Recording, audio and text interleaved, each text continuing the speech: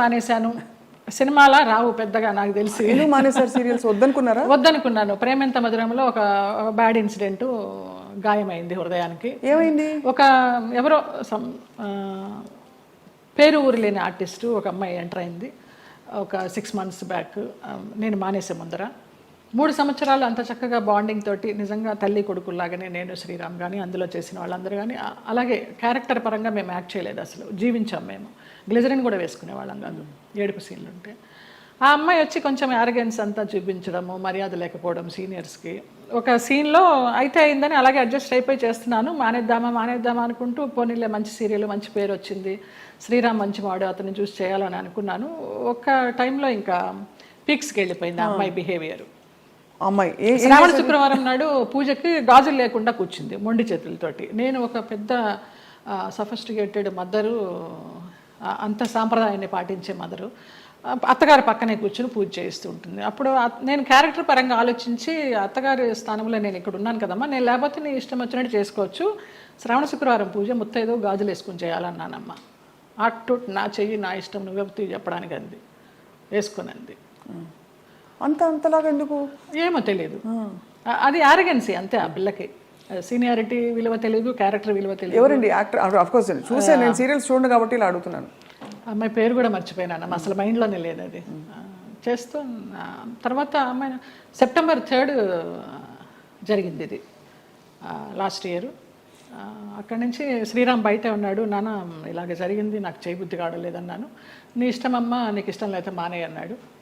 Car ఇచ్చాడు, ఎక్కాను, వచ్చేసాను, అంతే. అక్కడ బహుశా మీ ప్రయాణం అయిపోయిందేమో అంతే. అలా ఇలా ఈ సంఘటన ద్వారా అలా కొంచెము అయిష్టంగానే చేస్తున్నాము, ఇష్టం లేకుండా. ఆ క్యారెక్టర్కి కూడా ఇంపార్టెన్స్ తగ్గడము, ఆ ఫీల్ కూడా రావడల్లా చేస్తుంటే. డైరెక్టర్ గారితో అనేదాన్ని, ఇంతకు ముందర ఫీల్తో చేసేవాళ్ళం అండి, ఇప్పుడు రావడం లేదనేసి. డైరెక్టర్ మారిపోయాడు, వెంకట్ అని, అతను చాలా ఇష్టము, చాలా మంచి టెక్నీషియన్. సరే, ఆ యూనిట్ నుంచి బయటకు వచ్చారు, వేరే యూనిట్ ఎవరైనా ఆఫర్ చేస్తే ఎందుకు చేయకూడదు? వద్దనిపించిందమ్మా, ఇంకా అసలు నాకు సీరియల్స్ వద్దు. అంటే నేను ఆ గంగిరెద్దులాగా అలంకరించుకోవడము, రోజుకి అన్ని డ్రెస్ చేంజ్లు, పొద్దు నుంచి నైట్ వరకు టైం లేకుండా. 12 hours అండి కాల్ షీట్. పంపించరమ్మా. నేను తొందరగా వెళ్ళిపోతానంటే, అమ్మ సీనియర్వి నువ్వే వెళ్ళిపోతానంటే మిగతా వాళ్ళందరూ కూడా వెళ్ళిపోతారు. అందులో సీరియల్స్ లో బాగా పిండేస్తారు కదా. నరకం. ఎన్ని సీరియల్స్ చేశానో అన్ని సీరియల్స్ అన్నం పెట్టినాయి, కాదని లేదు, కానీ వద్దనిపించింది. ఇంకెవరికి పెట్టాలి, నేను వద్దు. మంచి సినిమాలు ఏమన్నా వస్తే చిన్న చితక సినిమాలు చేసుకుందాము, లేదా కృష్ణారామాని యాత్రలు చేద్దాము, ఉన్నది పెట్టుకొని ఉన్నంత వరకు. తర్వాత భగవంతుడు చూసుకుంటాడు, అంతే. అక్క వీళ్ళందరూ టచ్లో ఉంటారా? ఎప్పుడు టచ్లో ఉంటారు.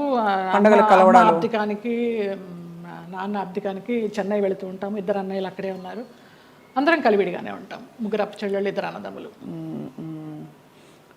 సరే, మీకు మీ ప్రయాణం ఇలా రాసుందని మీరు సరిపెట్టుకున్నారు, అది మీ గొప్పతనం. అంతే. నా గొప్పతనం కాదు, నాకు దేవుడిచ్చిన వరం అది. నా గొప్పతనం ఏం లేదు. మరి ఇప్పుడు మీకు జీవితం గడవడానికి, యాత్రలు చేయడానికి, మనం శేష జీవితం గడపడానికి కంఫర్టబుల్గా ఫైనాన్షియల్గా? శేష జీవితం వరకు ఉందని నేను చెప్పలేను, ఇప్పటికీ ఉంది. ఈ ప్రేమెంత మధురం చేసిన దాని తాలూకా అది కొంచెం ఉంది. అది కూడా వెనక ముందు చూడకుండా ఖర్చు పెట్టుకుంటున్నాను యాత్రలకి, దానికి. శేష జీవితానికి ఎలా ఉంటుందో నాకు తెలియదు, ఆయన నిర్ణయిస్తాడు. ఆ నమ్మకం అయితే ఉంది. మీ దగ్గర అయితే మాస్టర్కి ఉంది, అంతే కదా. ఇంకా ఇవన్నీ మాస్టర్కి లాకర్కి ఏం లేదు, కానీ మాస్టర్కి అంటే భగవంతుడే కదా. భగవంతుడే మాస్టర్కి కదండి మనందరికీ. ఆయన నడిపిస్తాడని నమ్మకం. అది ఆ నమ్మకమే. రేపేంటి అని అడుగుతారు, ఎప్పుడు ఆలోచించాలి రేపేంటి అనేది. అసలు పుట్టిన దగ్గర నుంచి అవగాహన లేదు, మధ్యలో సంపాదించడం మొదలుపెట్టిన దగ్గర నుంచి కూడా రేపు ఏంటి అనేది క్వశ్చన్ రాలేదమ్మా నాకు అసలు. 700 సినిమాలు అంటే బాధ ఎందుకు వేస్తుందంటేనండి, ఈ పబ్లిక్ ప్రొఫెషన్లో ఉన్న వాళ్ళందరికీ చాలా కష్టమైన జీవితం. మీకు ఎప్పుడు నిద్రలేవాలి అనే చాయిస్ ఉండదు. వాళ్ళు చెప్పిన టైంకి మీరు హాజరవ్వాలి, వాళ్ళు మీకు నచ్చినా నచ్చకపోయినా, చలున్నా ఎండున్నా వాళ్ళు వేసుకోమన్న బట్టలు వేసుకోవాలి. అలా 700 జీవితాలు మీ మొత్తం ధారపోసి వెచ్చించి మహా నటులే చరిత్రలో అలా ఉండిపోయి మెల్లిగా ఫేడ్ అవుట్ అయిపోతారు విత్ టైం. ఈ నట జీవితం మీకు నేర్పిన విషయం ఏంటండి? ఫేమ్ ఉంటేనే ఏదైనా, జనాల్లో ఏదైనా, లేకపోతే ఉందా లేదా అనేది కూడా వాళ్ళకి తెలియదు. ఎందుకంటే పెద్ద నటులు కూడా చాలా కష్టాలు పడ్డారు. అందరూ మీకు ఉన్న సంపద మీరు అన్నట్టుగా ఆధ్యాత్మికంగా మీరు మలుచుకుని ఒక గౌరవంతో ఆత్మాభిమానంతో కొనసాగిస్తున్నారు జయలలిత గారు. చాలా మనసుకి ముచ్చటగా ఎంత ఇన్స్పైరింగ్గా ఉందో చెప్పలేని మాటలు. థ్యాంక్ యూ తల్లి.